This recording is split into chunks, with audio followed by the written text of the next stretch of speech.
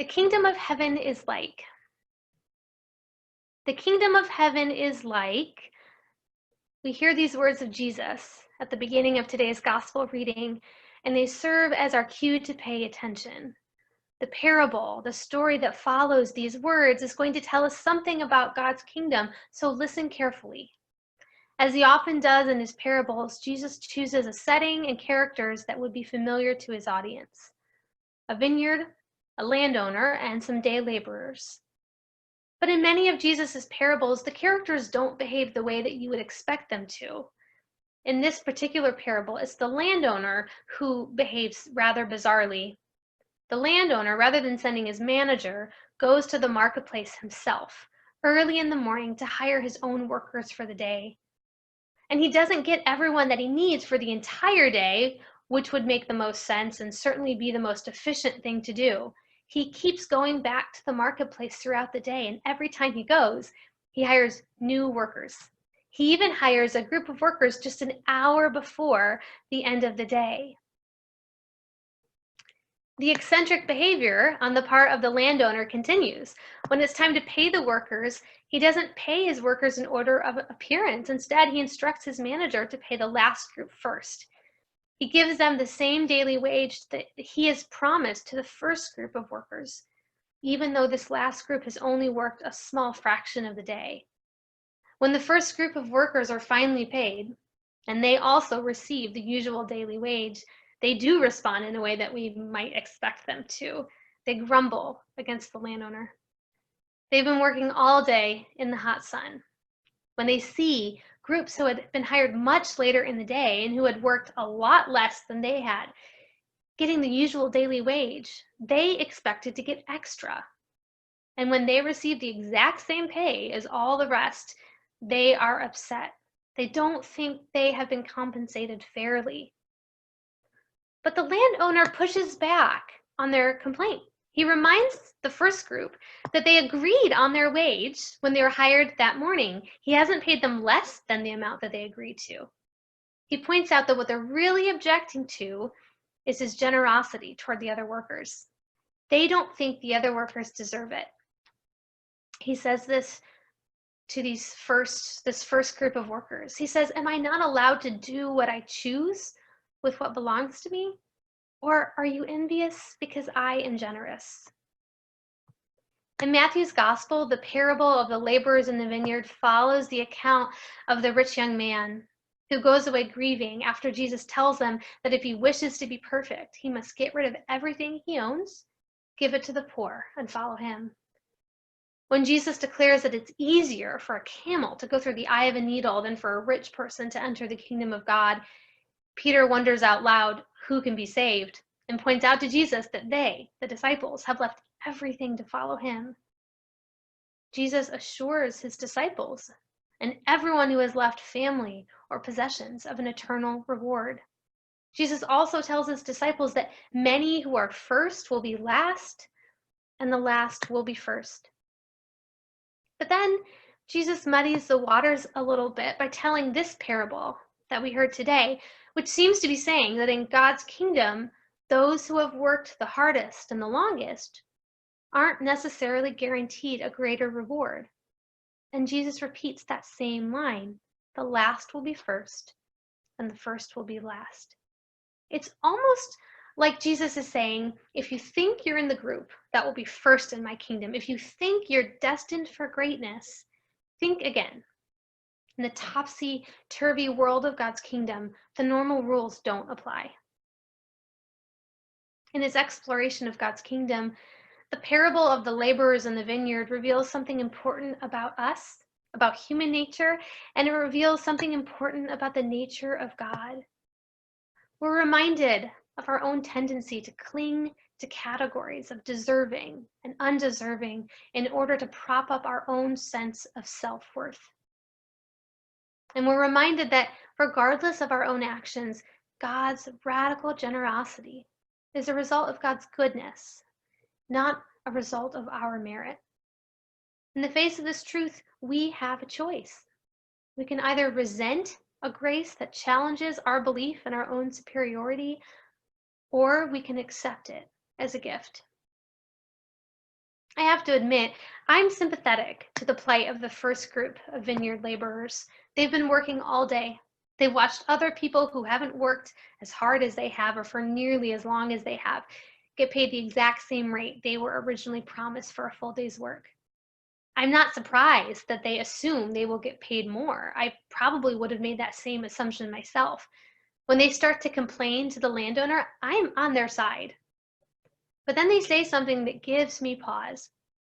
They say, "You have made them equal to us." They're not just upset because they believe they've been shortchanged. They're upset because of what an equal wage reveals. The landowner has made the other workers equal to them. And that's what they have a problem with. They believe they are better than the other workers. In this parable, I hear echoes of the older brother in the parable of the prodigal son from Luke's gospel, who is furious that his father would welcome his wayward younger brother home and throw him a huge party. He, the older brother, has stayed by his father's side the whole time, working hard, following the rules, and he sees the grace that his father extends to his younger brother as a slap in his face. And I hear echoes of another parable from Luke's gospel in which a Pharisee goes to the temple to pray. As he does so, he looks out of the corner of his eye at a tax collector who's also at the temple praying. And he prays, "God, I thank you that I am not like this tax collector." The Pharisee is so convinced of his own superiority, his own holiness, that he doesn't realize that it is the humble and repentant tax collector who goes home justified, not him. These stories are also familiar because we find ourselves in them. We too are quick to label ourselves or those who are like us as deserving and to label others as undeserving. This belief that some lives, some people are worth more than others takes root in our relationships, our individual relationships and social settings, but it also plays out in our social systems and institutions. We see it manifested in such ways as racism and white supremacy, violence against women and children, homophobia and xenophobia. That's why sometimes even those who are members of oppressed and marginalized groups of people will oppress and marginalize others. And it's often subtle. We might subconsciously judge someone for having less of an education than we do, for having a certain political ideology, or for working a certain kind of job. We would never say out loud that we think we're better than they are, but we certainly place ourselves higher on the social ladder. Or we pat ourselves on the back for our moral superiority. In our desire for acceptance and respectability, we diminish the worth of others. Why does it feel so good to believe that we're better than others? And why is it such an affront to be told that, in fact, we're not? I think in part because if we're better than others, it means we can feel safe and secure in our own worth. If we can label and identify who is out, that means that we must be in. We must be accepted by God because we're not those people. We've earned our success. We play by the rules, and that makes us worth something, doesn't it? But this is not the way of God's kingdom. The danger of thinking this way isn't just that it causes us to diminish the worth of others.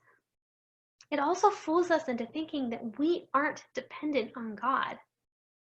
The laborers are only there in the vineyard because the landowner has gone to the market that day and hired them.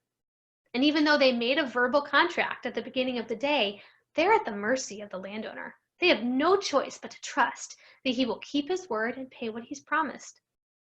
They're just as vulnerable as the workers who have come at the end of the day. For all of our hard work and rule following and upward mobility, we are completely and utterly dependent on God. We wake up each morning and draw breath because God has breathed life into us. We're able to love and care for others because God has first loved us. We find healing from our own brokenness because in the person of Jesus, God has entered into our humanity and redeemed it. In her commentary on the parable of the laborers in the vineyard, Caroline Lewis writes that the good news is that Jesus persists in telling us the truth about ourselves. And she's absolutely right. Even when the truth about ourselves is painful, it is good news, and we need to hear it so that we can be transformed. Not only does this parable help reveal to us our own harmful ways of thinking, it challenges us to re-envision the way things should be, calls us to a new way of seeing the world. And in doing so, it helps us to recognize the generous nature of God, a generosity that isn't based on human merit or dependent on human actions. It's simply who God is. In Matthew 5, Jesus declares to his followers, the Father makes his sun rise on the evil and on the good, and sends rain on the righteous and on the unrighteous. In God's kingdom, all are equal because all have worth. There's nothing we can do to diminish or to enhance that worth because we have all been made in God's image, fearfully and wonderfully made.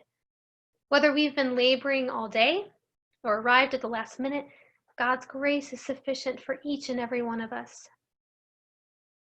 Jesus' declaration before and after this parable, that the last will be first and the first will be last, isn't a formula for determining who will receive the greatest reward and who will be last in line. It's there to declare that God's ways are not our ways. In God's upside-down kingdom, the human rules of merit and status don't apply. When we draw lines between us and others, God erases them. When we are assured of our own superiority, God declares to us that in the kingdom of heaven, those categories have no logic. If you find yourself getting angry when grace or generosity is extended towards someone else, ask yourself why. Sit with that anger and bitterness for a moment. What does it tell you about yourself and about how you understand God? Bring your complaint before God and listen for God's response. What does God say back to you?